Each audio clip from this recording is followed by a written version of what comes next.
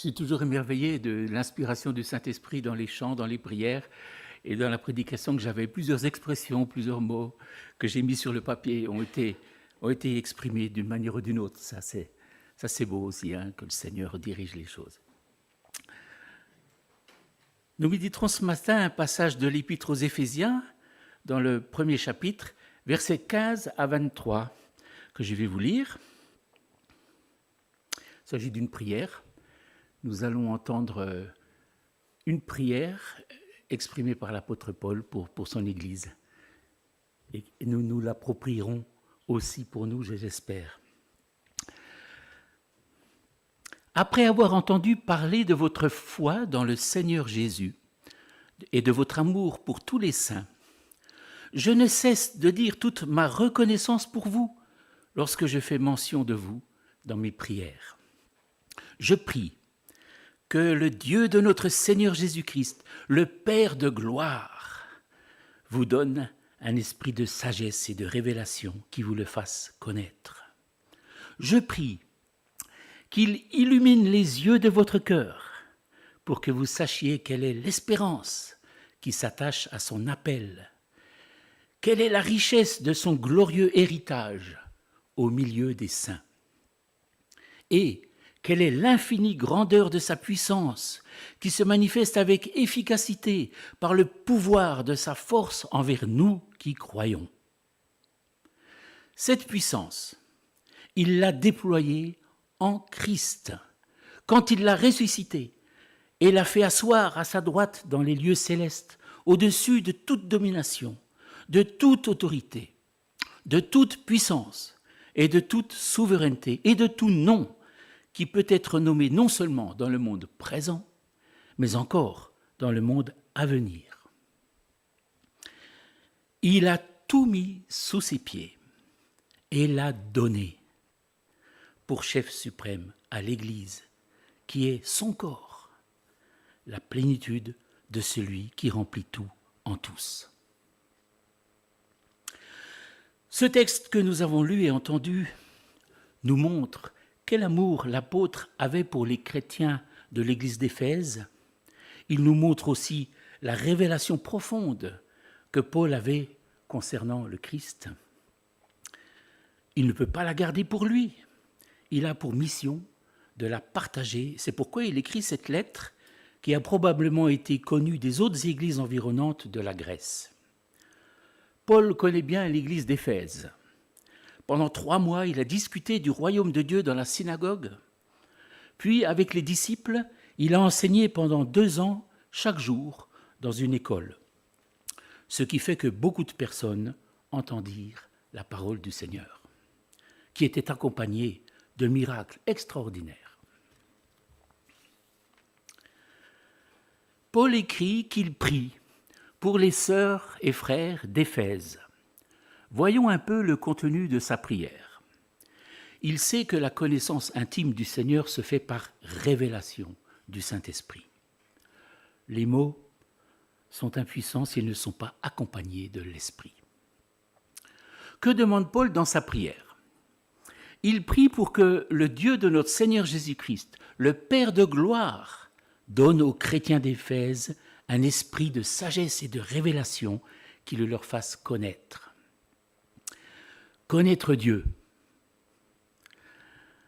Connaître Dieu, voilà la passion de l'apôtre Paul depuis qu'il a rencontré Jésus sur le chemin de Damas. Et c'est cette passion qu'il brûle de partager avec tous les chrétiens qu'il connaît et toutes les personnes encore pas chrétiennes qu'il va rencontrer. Connaître Dieu pour mieux l'aimer, pour mieux l'adorer et pour mieux le servir. Il faut sagesse et révélation pour connaître Dieu. Seul le Père qui connaît le chemin de nos cœurs peut nous faire connaître Jésus. Il opère avec le Saint-Esprit.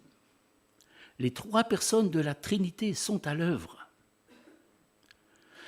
Paul s'adresse à Dieu qu'il nomme Père de gloire. Il prie celui qui est dans la gloire et qui nous y introduit. Nous sommes appelés à grandir de gloire en gloire. Chers amis auditeurs, ce n'est pas une petite chose, c'est glorieux les humains sont appelés par Dieu à une vie glorieuse, riche, sainte et parfaite, dans un royaume d'amour divin. Chaque être humain est créé à l'image de Dieu et pour la gloire de Dieu. Le péché, la chute ont tout gâché. Mais la bonne nouvelle est que Dieu rachète des personnes destinées à ressembler à Jésus-Christ. C'est pas glorieux, ça? Que demande encore l'apôtre Paul dans ses prières pour les Éphésiens? Il prie que Dieu illumine les yeux de leur cœur pour qu'ils sachent quelle est l'espérance qui s'attache à son appel, quelle est la richesse de son glorieux héritage au milieu des saints.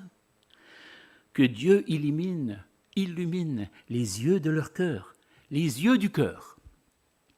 Une expression imagée. Avec nos deux yeux, nous voyons la réalité physique. Avec les yeux de notre cœur, nous percevons une réalité spirituelle. L'apôtre demande à Dieu qu'il illumine les yeux du cœur pour que les chrétiens sachent quelle est l'espérance qui s'attache à son appel et quelle est la richesse de son glorieux héritage au milieu des saints. Une espérance est liée à l'appel de Dieu. Les chrétiens sont des personnes qui ont entendu l'appel de Dieu pour une vie nouvelle, pour une transformation de leur mentalité et de leurs actes. Cela concerne le présent. Mais l'appel concerne aussi l'avenir, avec une promesse d'une vie éternelle dans le royaume de Dieu. Cette espérance apporte une bouffée d'oxygène dans un monde pollué par le mal et une lumière dans l'opacité du quotidien. C'est l'espérance d'un glorieux héritage au milieu des saints. Chères sœurs et frères, dans nos luttes et combats, et peut-être dans nos découragements, portons un regard vers cet avenir glorieux qui nous est promis et retrouvons force et courage pour aller de l'avant. En quoi consiste cet héritage glorieux? C'est difficile à définir. Comment ce sera au ciel? Les enfants, des fois, ils posent cette question. Comment répondre en tant que parent? C'est difficile à définir, nous le connaîtrons réellement quand nous serons dans la situation, quand nous jouirons bientôt de ces choses dans le royaume de Dieu. Mais les Écritures nous donnent déjà des éléments. La vie éternelle. Tite 3,7 dit « Justifiés par sa grâce, nous devenons héritiers dans l'espérance de la vie éternelle. »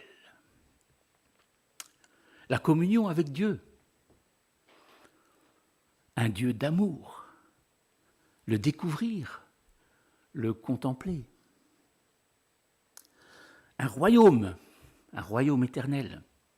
Jésus a dit « Venez, vous qui êtes bénis de mon Père, prenez possession du royaume qui vous a été préparé dès la fondation du monde. » Ce sera aussi une nouvelle création dans un monde renouvelé. Et Jésus a dit aussi « Heureux les débonnaires, car ils hériteront la terre. » Ce sera aussi dans un corps glorifié, semblable à celui du Christ ressuscité. Le livre de l'Apocalypse lève le voile sur les réalités éternelles à venir. Écoutons la lecture de quelques extraits de la fin du livre de l'Apocalypse, de la fin de la Bible. C'est Jean qui écrit « Puis je vis un nouveau ciel et une nouvelle terre, car le premier ciel et la première terre avaient disparu et la mer n'existait plus. Je vis descendre du ciel d'auprès de Dieu la ville sainte, la nouvelle Jérusalem, préparée comme une mariée qui s'est faite belle pour son époux. J'entendis une voix forte venant du ciel qui disait « Voici le tabernacle de Dieu parmi les hommes. Il habitera avec eux. Ils seront son peuple et Dieu lui-même sera avec eux. Il sera leur Dieu. Il essuiera toute larme de leurs yeux. La mort ne sera plus.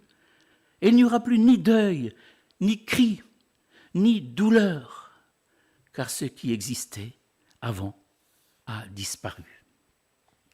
Celui qui était assis sur le trône dit « Voici, je fais toutes choses nouvelles. » Puis il me dit à Jean « Je suis l'alpha et l'oméga, le commencement et la fin. À celui qui a soif, je donnerai à boire gratuitement de la source de l'eau de la vie. » Au milieu de la place de la ville, et entre les deux bras du fleuve se trouvait l'arbre de vie qui produit 12 récoltes. Il donne son fruit à chaque mois et ses feuilles servent à la guérison des nations. Il n'y aura plus de malédiction. Le trône de Dieu et de l'agneau sera dans la ville. Ses serviteurs lui rendront un culte. Il n'y aura plus de nuit, ils n'auront pas besoin ni de la lumière d'une lampe, ni de celle du soleil, parce que le Seigneur Dieu les éclairera et ils régneront au siècle des siècles. N'est-ce pas merveilleux? Toutes ces bénédictions et tous ces dons nous sont accordés par grâce, gratuitement, et pas par nos œuvres. Nous n'en retirerons ni mérite ni gloire. C'est au Seigneur que reviennent les mérites et la gloire. Remarquons aussi que cet héritage est reçu au milieu des saints. Il est partagé par toute la communauté des rachetés. C'est l'Église, l'assemblée de tous les chrétiens qui jouit de l'héritage de Dieu. Il est bon de le remarquer, car nous vivons dans une société tellement individualiste où chacun tire la couverture de son côté. L'héritage est un bien commun. Que demande encore Paul dans ses prières pour les Éphésiens? Il prie pour qu'ils connaissent quelle est l'infinie grandeur de sa puissance, qui se manifeste avec efficacité par le pouvoir de sa force envers nous qui croyons. Il y en a des mots riches là et lourds de sens. Dans ce verset 19, l'auteur utilise une concentration de vocabulaire riche. Grandeur infinie, pouvoir, puissance. Le mot grec est dynamis, qui a donné le nom dynamite. Force. Le mot grec est kratos, qui a donné le suffixe krassi, comme dans démocratie, théocratie, pouvoir. Par exemple, dans démocratie, cela signifie autorité ou gouvernement. Tout cela, l'infinie grandeur de sa puissance qui se manifeste avec efficacité par le pouvoir de sa force, tout cela est pour nous qui croyons.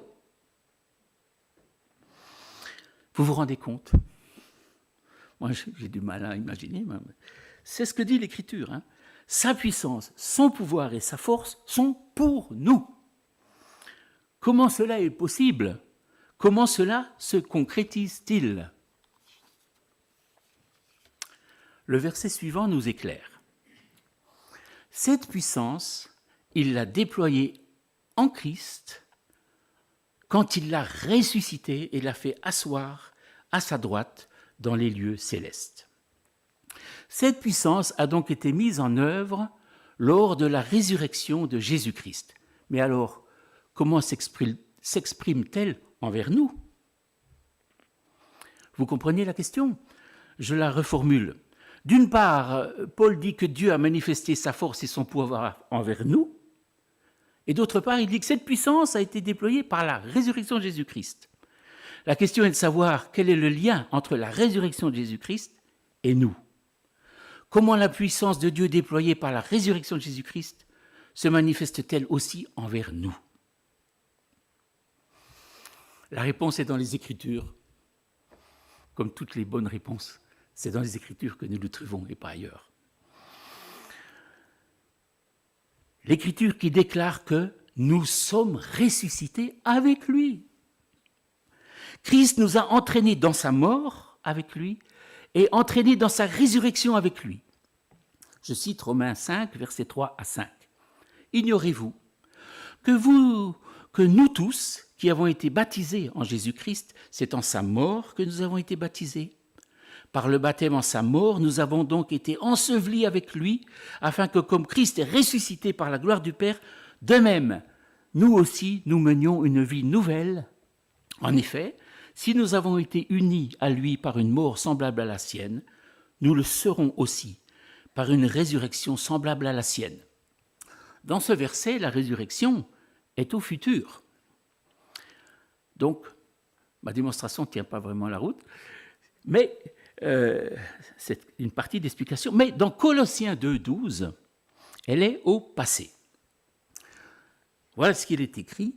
Vous avez en effet été ensevelis avec lui par le baptême, et vous êtes aussi ressuscités avec lui, en lui, par la foi en la puissance du Dieu qui l'a ressuscité. Voilà donc comment a déployé sa puissance envers nous. En ressuscitant Jésus-Christ, il nous a ressuscités avec lui. Il a ressuscité des millions de personnes. Tous les chrétiens de tous les temps, tous les rachetés qui ont mis et qui mettront leur foi en lui.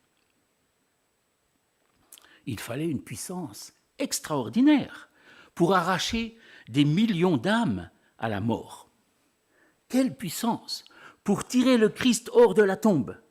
Il était enseveli par le poids incalculable des péchés. Les péchés que j'ai commis. Les péchés que tu as commis. Les péchés que nous avons commis. Nous nous en sommes souvenus tout à l'heure, en prenant la scène. Quelle puissance Dieu a-t-il dû mettre en œuvre pour briser le pouvoir du diable et des démons, le pouvoir de la mort, qui tenait enchaîné un grand nombre de captifs.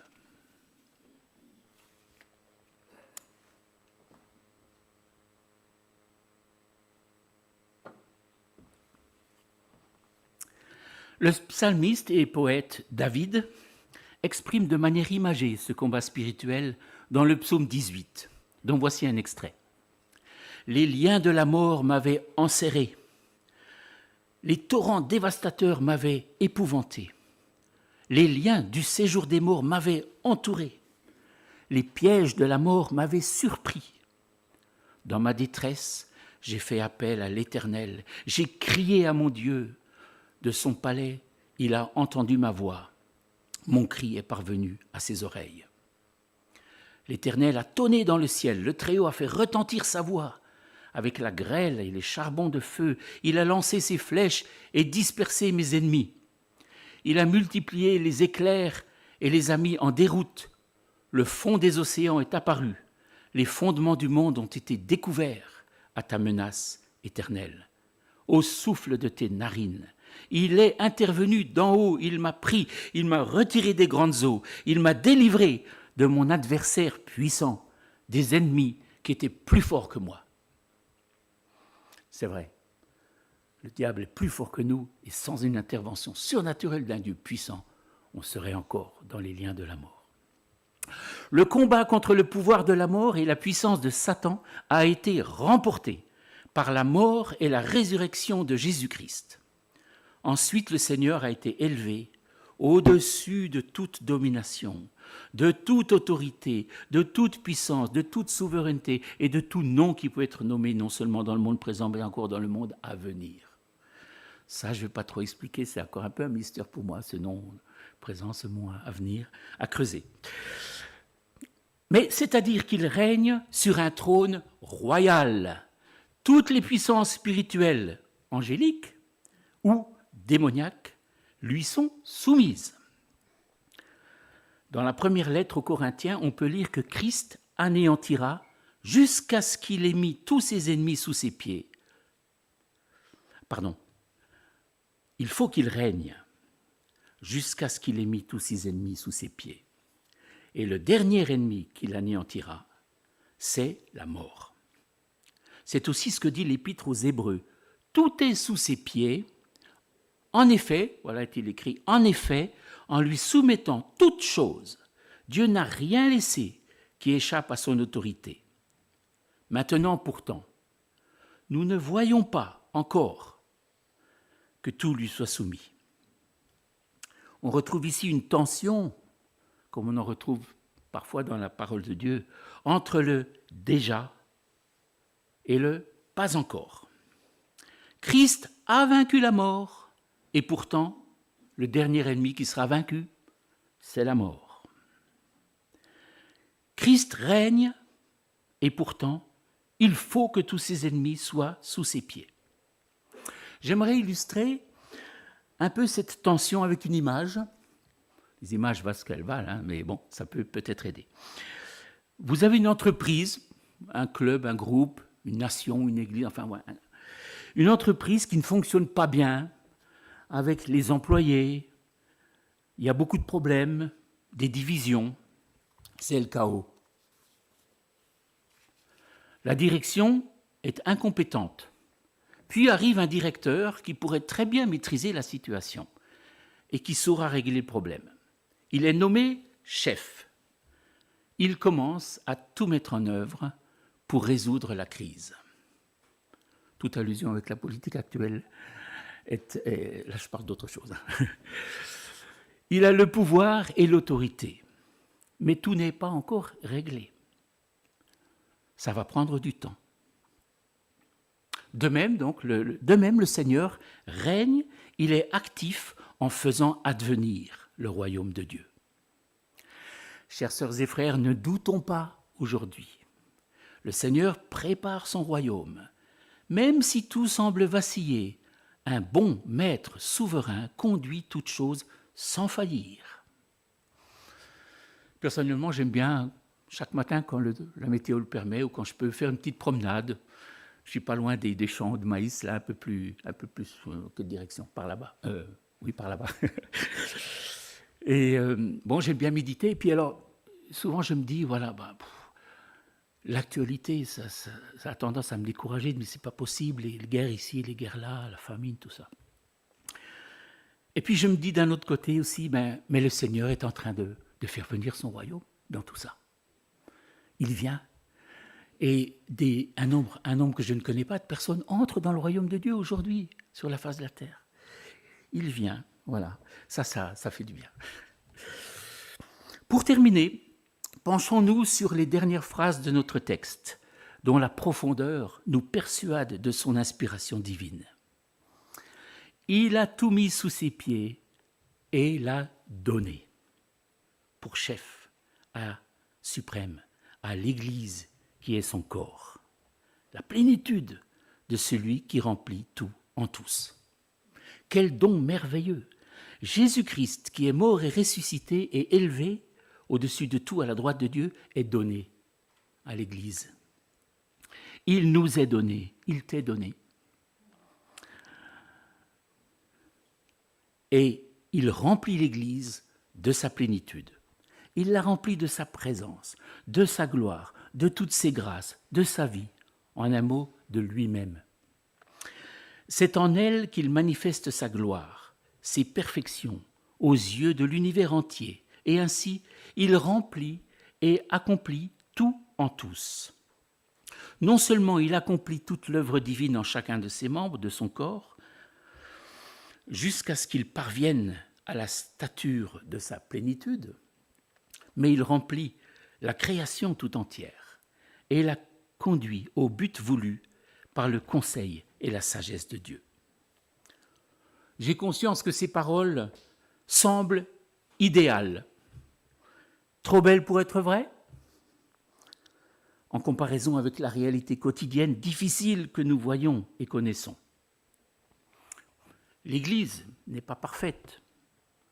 Le monde ne semble pas se remplir de la gloire de Dieu. Au contraire, ça paraît le contraire. Il nous faut les yeux de la foi, les yeux du cœur qui s'ouvrent pour le voir et une révélation pour le comprendre. L'apôtre Paul, lui, le voyait et le comprenait. C'est pour ça qu'il priait pour l'église d'Éphèse et qu'il leur a écrit cette lettre. cette lettre qui est parvenue jusqu'à nous dans la Bible et dont nous avons eu un certain commentaire ce matin. Ma prière et notre prière est aussi que chacun d'entre nous réalise cette prière de l'apôtre Paul, que nous soyons, je vais dire, comme immergés, illuminés, envahis de cette vision de l'amour de Dieu et de sa souveraineté, comme nous l'avons si bien chanté tout à l'heure. Voilà, je vous propose de prier pour aussi concrétiser cette prière. Prions. Seigneur notre Dieu, nous te remercions, nous te bénissons de ce que ta parole nous éclaire. Ta parole nous donne la vie. Merci d'avoir suscité un apôtre Paul pour rédiger toutes ces lettres qui nous encouragent encore nous aujourd'hui, parce que la parole de Dieu est encore vivante pour nous, comme nous avons pu nous en rendre compte ce matin. Merci de ce qu'elle rejoint nos préoccupations quotidiennes difficiles. Tu vois nos larmes, tu vois nos cris, tu vois nos malheurs parfois.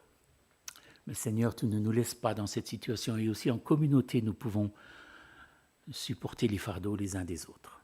Seigneur, je te prie, oui, que chacun d'entre nous maintenant, tu nous remplisses du Saint-Esprit et de cette intelligence pour que quand nous lisons la Bible, nous puissions te rencontrer et être comblés dans nos cœurs. Merci pour tous ces cadeaux que nous avons par pure grâce et par ton esprit. Ce n'est pas la peine non plus d'avoir fait de hautes études pour recevoir ce que tu as à nous donner. Merci Seigneur. Amen.